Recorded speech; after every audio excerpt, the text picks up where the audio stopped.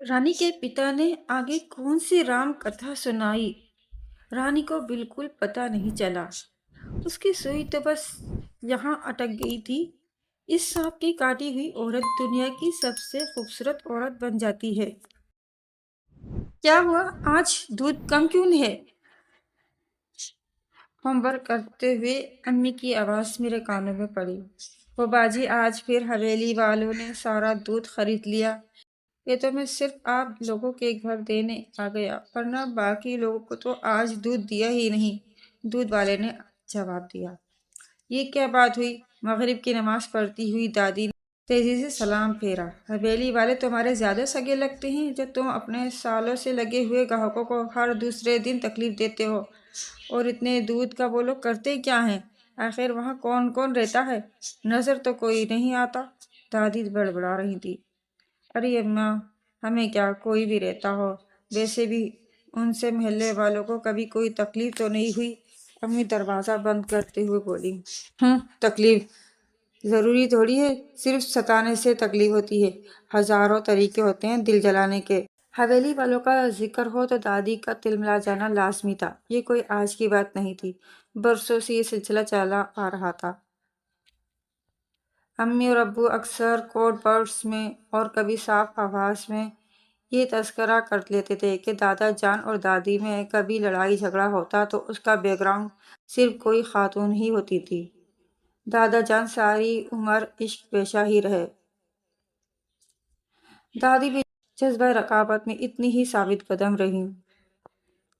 हवेली से तो दादी को इतनी पुरखाश थी, उनका बस नहीं चलता था कि किसी जालिम हुक्मरान की तरह इसकी ईंट से ईंट बजा दें।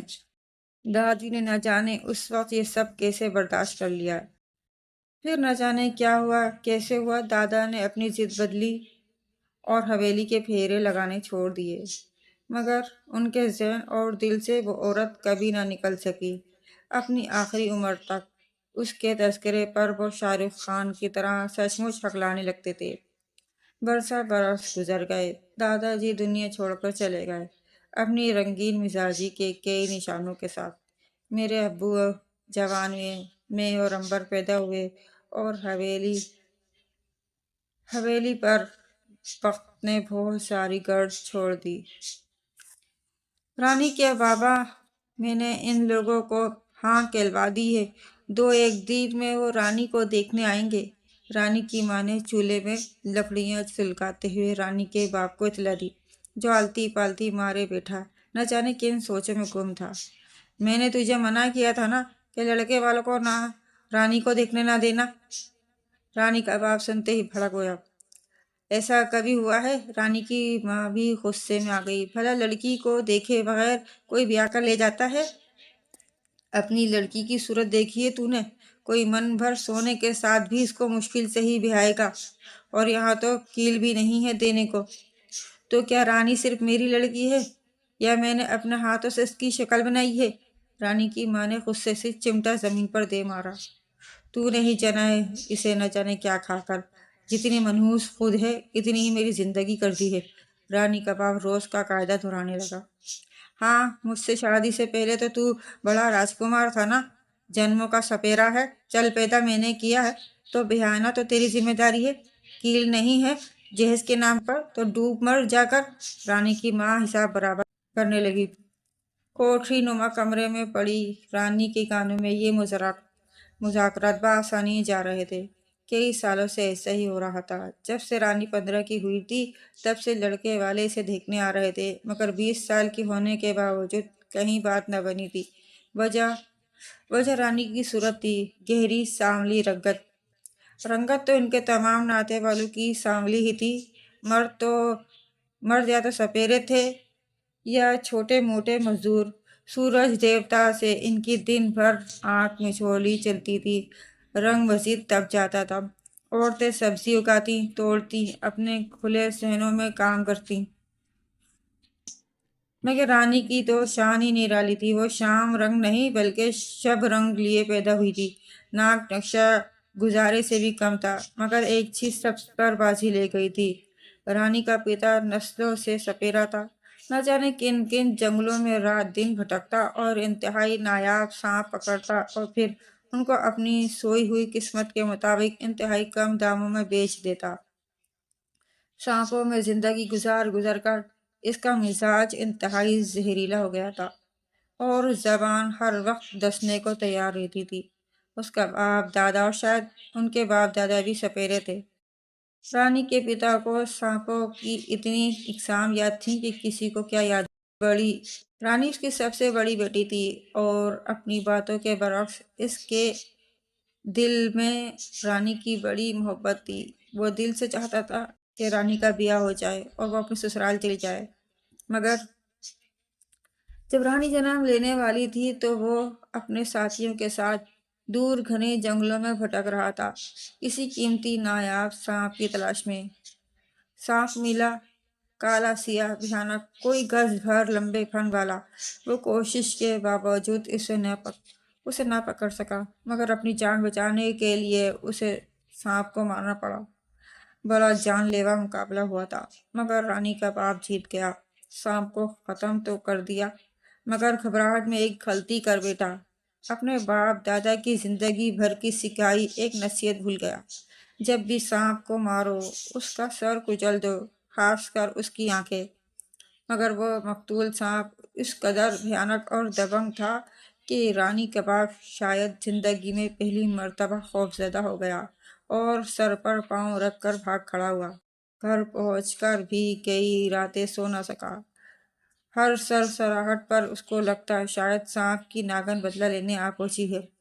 ناگن خود بنفس نفیس تو کبھی نہ آئی، مگر جب رانی پیدا ہوئی تو پیدائشی طور پر اس کے گہرے سانولے چہرے پر ایک عجیب و غریب برتھ مارک تھا۔ اس کے داہنے گال پر تھوڑی تک ایک چھبی تھی، ایک سانپ کی چھبی۔ اسکول سے واپس گھر جاتے ہوئے میرے ذہن میں ایک خیال لہرایا اور میں نے فوراً اس پر عمل بھی کر دیا۔ برسوں سے ذہن میں پکتی کیوریوسٹی اب ابل کر باہر نکلنے لگی تھی۔ حویلی میں برسوں پہلے رہا کرتی ایک حسین و جمیل عورت جس کی جھلک نے بیوی بچے والے میرے دادا کو بے قرار کر دیا تھا، جس میں نہ کوئی آتا تھا نہ کوئی جاتا تھا، مگر اس کے ان دیکھے مکھین 20 کلو دودھ خریدا کرتے تھے۔ مجھے اور امبر کو اسکول کے علاوہ اکیلے باہر جانے کی اجازت نہیں تھی، اور حویلی کا تو نام لینا بھی ہمارے گھر میں گناہ سمجھا جاتا تھا۔ کل امی اور دادی کے درمیان ہونے والی گفتگو سن کر میرے دل میں ایک شدید جستجو نے جنم لیا۔ اس وقت مجھے پراسرار کہانیاں بہت پسند تھیں۔ بچپن تو اکثر بے خوف ہوتا ہے۔ امبر روز میرے ساتھ اسکول جاتی تھی، مگر کل رات اس کو تیز بخار ہو گیا تو آج میں اکیلا تھا، اور میں نے اس موقع کو غنیمت جانا اور اس موقع سے فائدہ اٹھانے کا پکا ارادہ کر لیا۔ کوئی 15-20 منٹ چلنے کے بعد میں حویلی کے سامنے کھڑا تھا۔ حویلی دوسرے گھروں سے ہٹ کر بنی ہوئی تھی، بالکل الگ تھلگ۔ وہ بالکل شاندار نہیں تھی، بلکہ اس کو حویلی کے بجائے کسی حویلی کا کھنڈر کہنا زیادہ مناسب تھا۔ بہت پرانی عمارت، ہاں اس کا رقبہ بہت زیادہ تھا۔ اجاڑ لان دور تک پھیلا ہوا تھا۔ میں گھاس پر چلتا عمارت کے قریب آ گیا۔ قدیم انداز کا گھر، تنگ سیڑھیاں، بے حد تنگ بالکونیاں جن کے آگے بھری ریلنگ لگی ہوئی تھی۔ مجھے حویلی نے قطعاً مرعوب نہیں کیا، لیکن مجھے مسحور کر دیا۔ میں دیر تک کھڑا بند دروازے کو تکتا رہا، کئی مرتبہ کوشش کی کہ دستک دے کر دیکھوں کون کھولے گا دروازہ، کیا وہ خاتون جن پر دادا، لیکن وہ تو اب بہت بوڑھی ہو گئی ہوں گی، اور کیا پتہ دنیا میں ہوں بھی یا نہیں۔ اور پھر میں نے ایک فیصلہ کیا۔ کوئی اور سمجھاتا یا نہیں، رانی کے باپ نے اس پر ایک نظر ڈال کر یہ بات جان لی تھی کہ رانی کے چہرے پر بنی وہ سانپ کی چھبی بے وجہ نہیں ہو سکتی۔ رانی کے پتا نے اسکول کی شکل تک نہیں دیکھی تھی، اس کی اگلی پچھلی کئی نسلوں میں کوئی چند لفظ بھی نہیں پڑھ سکا تھا، مگر اس کو ایک یقین سا تھا، اس کا وجدان کہہ رہا تھا کہ رانی کوئی عام لڑکی نہیں، صاف نہیں ہو سکتا ہے اپنی جھلک رانی کے چہرے پر چھوڑ کر اس سے انتقام لیا ہو، مگر جو سانپ اس قدر دراز ہو کہ وہ اپنی ماں کے پیٹ میں موجود بچی کے چہرے کو اپنا آئینہ بنا لے، اس کا انتقام صرف یہاں تک محدود نہیں ہوگا۔ آنے والا وقت نہ جانے کون سی گھٹنا ساتھ لانے والا تھا، رانی کے ساتھ کون سا طلسم اور شربہ جڑنے جا رہی تھی، وہ نہیں جان پا رہا تھا۔ ہاں لیکن اس کے کہیں بہت اندر کوئی اس کو دہلا رہا تھا، وارن کر رہا تھا۔ جب تک رانی کم عمر تھی اس کے پتا نے مجبوراً اس کی طرف سے آنکھیں بند کیے رکھیں، مگر جب رانی کی دونوں بہنیں اپنے سسرال چلی گئیں تو وہ انجانی شرمندگی سے اس کی طرف نظر نہ اٹھا پا رہا تھا۔ رانی کی سب سہیلیاں اپنے گھروں کی ہو گئی تھیں، رانی کا چہرہ مزید کملا گیا تھا، وہ آئینے میں شکل دیکھتی تو خود کو ہی نہ دیکھ پاتی۔ بھلا مجھ سے کون بیاہ کرے گا، مجھے تو خود سے ڈر لگتا ہے۔ اس کی آنکھوں میں آنسو بھر جاتے۔ رانی کا باپ اپنی مردانہ فطرت اور اپنی جہالت سے مجبور تھا، وہ سب جانتے بوجھتے بھی رانی کی ماں سے رات دن جھگڑتا۔ اپنی فرسٹریشن نکالنے کا اس کے پاس صرف ایک ہی ذریعہ تھا۔ تو باہر نکلی تھی نا سیر سپاٹے کو جب رانی تیرے پیٹ میں تھی، چاند گرہن تھا اس رات کو، کتنا روکا تھا میری ماں نے تجھ کو، اب بھگت نتیجہ۔ وہ ٹھاٹھ سے سارا الزام رانی کی ماں پر دھر دیتا، اور وہ غریب چونکہ اصل وجہ سے لا علم تھی شرمندگی سے سر ڈال دیتی۔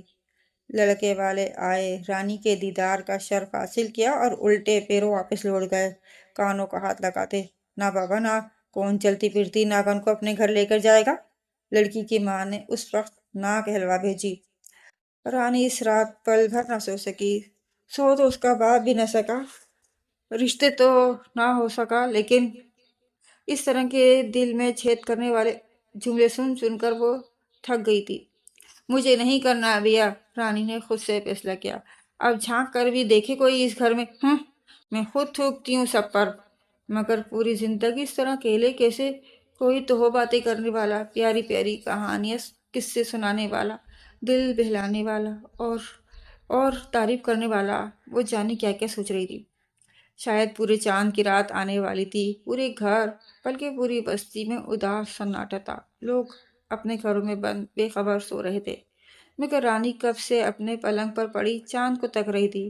کتنا سندر ہے، کتنا گورا، چاند پر بھی تو داغ ہے، مگر اس کے حسین چہرے پر تو داغ بھی سجتا ہے، جیسے کسی گوری چٹی لڑکی گال پر کالا تل۔ دروازہ بجا تو وہ بری طرح چونک گئی۔ کون ہے؟ میں بڑی تیزی سے اپنے گھر کی طرف چل پڑا، بلکہ دوڑ پڑا، نہ جانے کیوں حویلی کا جائزہ لیتے لیتے ایک عجیب خوف کی لہر میرے اندر دوڑ گئی۔ نہیں نہیں، میں کبھی ادھر نہیں آؤں گا، کیا پتا یہاں کوئی بچوں کو کھا جانے والا بھوت رہتا ہو۔ امی کی سنائی کئی کہانیاں میرے ذہن میں گھوم رہی تھی۔ میں جب اپنے گھر کے سامنے پہنچا میری سانس میں سانس آئی، مگر چند دن کے بعد جیسے مجھے کچھ ہونے لگا، جیسے مجھے کوئی پکارنے لگا۔ حویلی مجھے اپنی طرف کھینچنے لگی تھی، اور اس آواز میں روز بروز شدت آنے لگی تھی۔ سوتے جاگتے مجھے حویلی، اس کا بند دروازہ، اس کا اجاڑ لان پکارنے لگا۔ اوہ آؤ میرے طرف، صرف ایک مرتبہ آؤ تو صحیح، اندر آؤ، اندر آ کر دیکھو تو کون ہے اندر۔ اور پھر ایک دن ارے بابا، دروازے پر رانی کا باپ تھا، وہ پچھلے کئی دنوں سے جنگل گیا ہوتا سانپ کا شکار کرنے۔ بابا روٹی لاؤں تیرے لیے؟ نہیں نہیں، تیری ماں کہاں ہے؟ بابا کچھ عجیب سے موڈ میں لگ رہا تھا۔ ماں سو رہی ہے اندر۔ تم سچ کہہ رہے ہو رانی کی بابا؟ رانی کی ماں کی آواز میں سخت حیرت اتر آئی۔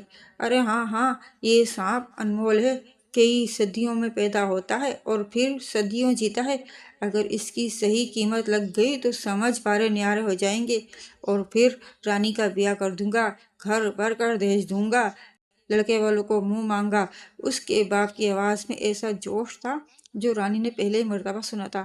یہ سانپ دیوتا ہے، اس میں مدھو وش ہوتا ہے، اگر یہ کسی مرد کو کاٹے تو اس کا کانٹا پانی نہیں مانگتا، لیکن اگر کسی عورت کو ڈس لے وہ عورت دنیا کی سب سے سندر عورت بن جاتی ہے۔ وہ صدیوں زندہ رہتی ہے اور ہمیشہ جوان رہتی ہے۔ رانی دروازے سے کان لگائے دم سادے یہ الف لیلا سن رہی تھی۔ اگر اس سانپ کے اچھے دام لگ گئے، چڑیا گھر والے نے اس سے خرید لیا تو نیا پار لگ جائے گی۔ رانی کے باپ کی آواز میں عجیب آس اتر آئی تھی۔ کیا واقعی اس سانپ کی کاٹی عورت مرتی نہیں، صدیاں جیتی ہے، اور وہ بھی حسین صورت والی بن کر؟ رانی کی ماں نے تمام زندگی سانپوں میں گزارنے کے باوجود زندگی میں پہلی مرتبہ ایسا سنا تھا۔ ارے ہاں بابا، بالکل ایسا ہی ہے۔ رانی کے پتا نے آگے کون سی رام کتھا سنائی، رانی کو بالکل پتہ نہیں چلا۔ اس کی سوئی تو بس یہاں اٹک گئی تھی۔ اس سانپ کی کاٹی ہوئی عورت دنیا کی سب سے خوبصورت عورت بن جاتی ہے۔ اس کی نظریں بابا کے ہاتھوں میں پکڑے پٹاری پر گڑی ہوئی تھی۔ میرا دل تیزی سے دھڑک رہا تھا۔ میں آج پھر حویلی کے سامنے کھڑا تھا، نہ چاہتے ہوئے بھی میرے قدم مجھ کو جیسے یہاں گھسیٹ لائے تھے۔ میں نے بڑی ہمت کر کے دروازے پر دستک دی۔ کافی دیر انتظار کے بعد بھی کسی نے دروازہ نہیں کھولا۔ شکر ہے، میں نے سکھ کا سانس لیا اور واپسی کے لیے پلٹا، مگر اسی وقت اوہ، میں جیسے سانس لینا بھول گیا۔ آ جاؤ، وہ مسکرا رہی تھی۔ اندر آ جاؤ۔ رانی کی ماں، میں شہر جا رہا ہوں سانپ کا سودا کرنے، دیر سے لوٹوں گا، تو اس کمرے میں کسی کو مت جانے دینا۔ رانی کے کانوں میں اپنے باپ کی آواز پڑی۔ اس کا دل دھڑکنے لگا تیز تیز۔ صبح سے دوپہر ہو گئی، رانی کا باپ واپس نہ لوٹا۔ رانی بے قرار صحن کے چکر کاٹتی رہی۔ ماں تو جیسے خود سانپ بن کر کمرے کا پہرا دے رہی تھی۔ کیا کروں؟ نہ جانے کتنی مرتبہ رانی نے خود سے یہ سوال کیا، اور پھر قسمت کا لکھا وہ صفحہ خود بخود کھل گیا، جس کے کھلنے کا وقت آج لکھ دیا گیا تھا۔ رانی، میں ندی پر نہانے جا رہی ہوں، ابھی واپس آ جاؤں گی، تو اس کمرے کا خاص خیال رکھنا، کوئی آ جائے تو اندر نہ جانے دینا۔ ہاں ماں، تو فکر نہ کر، رانی نے بےتاب ہو کر کہا۔ کانپتے ہاتھوں سے رانی نے پٹاری پر سے کپڑا ہٹا دیا اور گمسم ہاتھوں میں پٹاری تھامے کتنی دیر کھڑی رہی۔ پٹاری کے اندر کوئی لرزش سا محسوس ہو رہی تھی، جیسے اندر کوئی چیز رینگ رہی ہو، ہل رہی ہو۔ آہستہ آہستہ اس نے پٹاری کا ڈھکن ہٹا دیا۔ اندر موجود چیز ایک جھٹکے سے پھنکار کر اس کے سامنے آ گئی۔ ایک گہرے سنہرے سونے جیسے سانپ نے اس کی آنکھوں میں آنکھیں ڈال دیں۔ اف! اس نے آہستہ سے سانپ کو پکڑ لیا۔ دونوں مقابل ایک دوسرے کو تکتے رہے، گھورتے رہے۔ رانی نے آہستہ سے اپنی گرفت ڈھیلی کر دی۔ سانپ نے کسمسا کر ایک دم عین اسی جگہ جہاں پہلے سے ہی سانپ کی شبیہ بنی ہوئی تھی، رانی کے چہرے پر ڈس لیا۔ وہ گمسم بیٹھا اس کو تک رہا تھا۔ اس کم عمری اور نادانی میں بھی اس حسین چہرے سے نظر ہٹانا ناممکن لگ رہا تھا۔ کیا نام ہے تمہارا؟ اس نے مسکراتے ہوئے پوچھا۔ میں تھوڑی دیر کو اپنا نام بھی بھول گیا۔ اشرف، بڑا اچھا نام ہے، دودھ پیو گے تم؟ نہیں، میں نے ناک چڑھا کر کہا، دودھ مجھے گندا لگتا ہے، میں گھر میں بھی دودھ نہیں پیتا، امی بہت ڈانٹتی ہیں اس بات پر۔ اچھا، مگر کیا کریں، میرے گھر میں تو دودھ کے علاوہ کچھ اور کھانے کو ہوتا ہی نہیں ہے، اس نے کہا۔ اوہ، مجھے حیرانی ہوئی، جبھی تو آپ اتنی گوری ہیں۔ وہ زور سے ہنسنے لگی، اس کے موتیوں جیسے دانت چبکنے لگے۔ میں پھر کھو گیا۔ ارے آنٹی، وہ کیا ہے؟ میرے منہ سے چیخ نکلتے رہ گئی۔ کمرے کے دروازے پر کوئی چیز رینگ رہی تھی۔ سانپ، ایک باریک سنہرا سانپ۔ ارے ڈرو نہیں، اس نے اطمینان سے سانپ کو اٹھا لیا جیسے کوئی کھلونا ہو۔ یہ تو میرا دوست ہے، یوں سمجھو میرا بیٹا ہی ہے، جیسے تم اپنی امی کے بیٹے ہو۔ اور واقعی مجھے اس سانپ سے کوئی خوف نہ محسوس ہوا، جیسے وہ کوئی چھوٹا سا کیڑا مکوڑا ہو۔ میں اطمینان سے بیٹھا اس سے باتیں کرتا رہا۔ کافی دیر کے بعد میں جیسے نیند سے جاگ گیا۔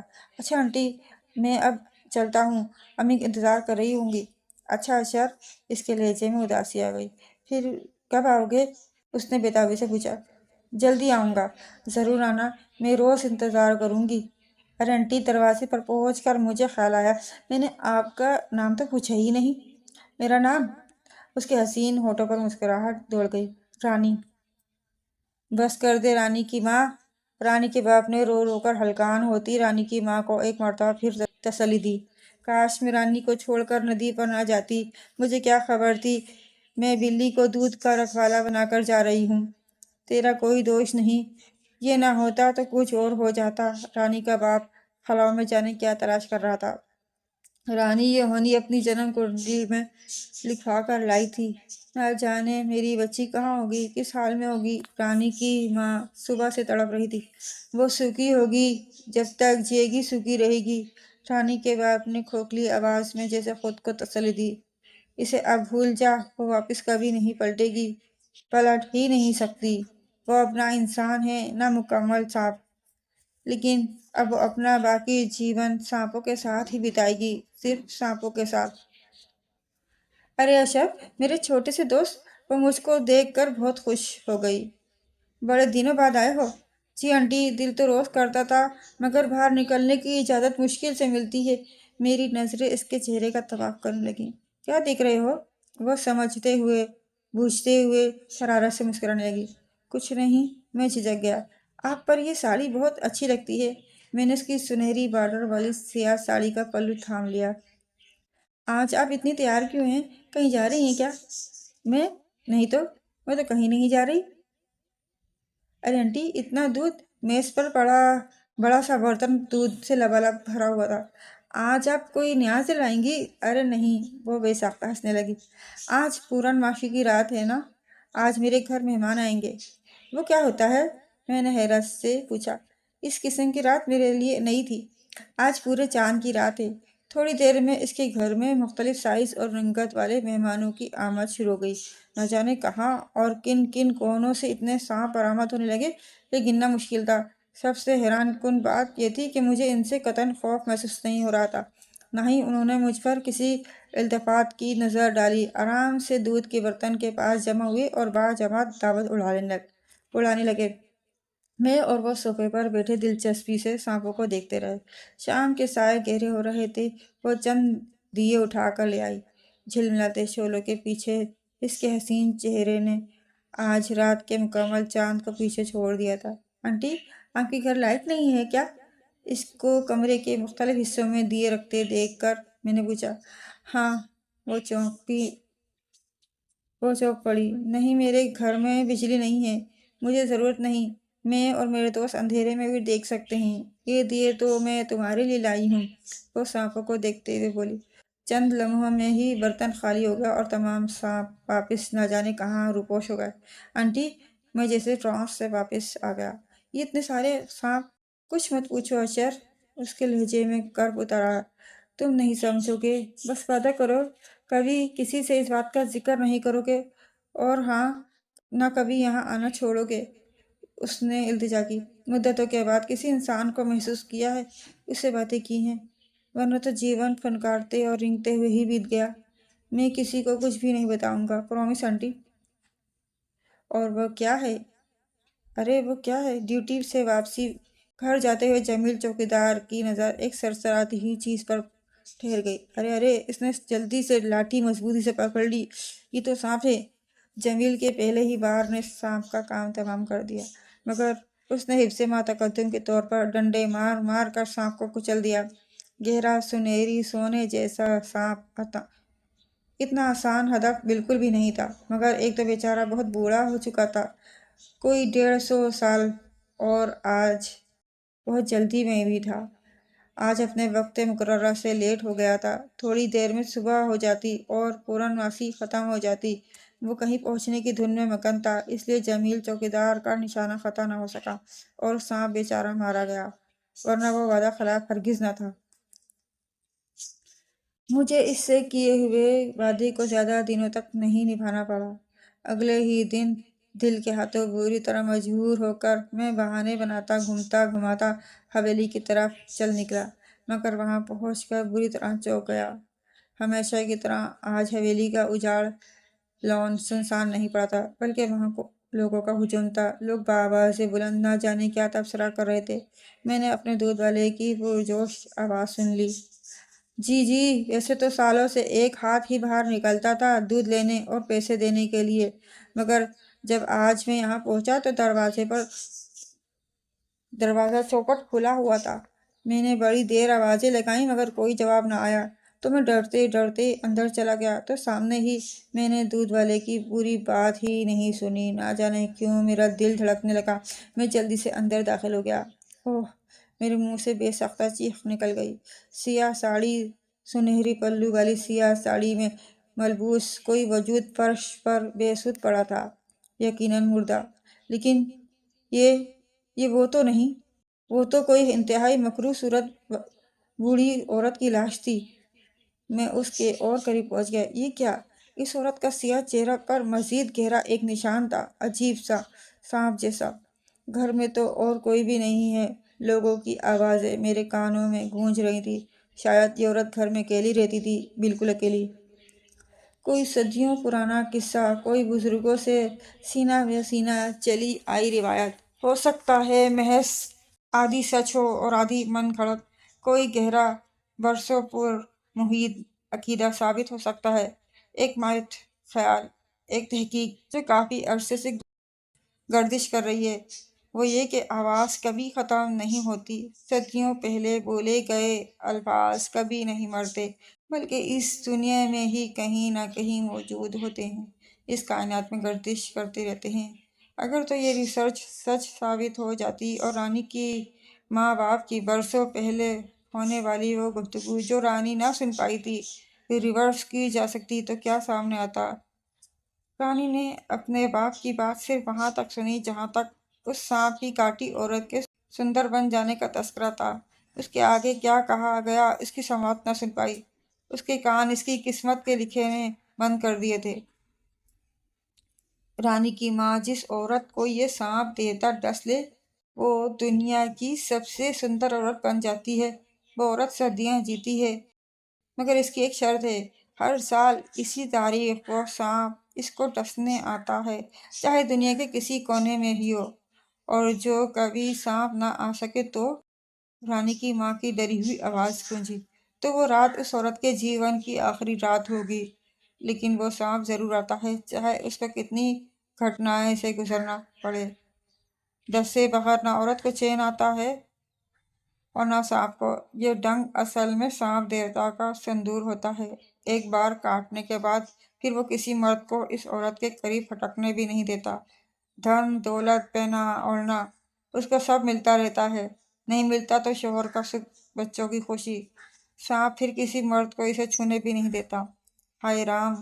رانی کی ماں نے دل پر ہاتھ رکھ لیا۔ تو ایسی صورت کا کیا فائدہ کہ پھیروں کے بنا ہی ودواؤں جیسی عمر بتانی پڑے؟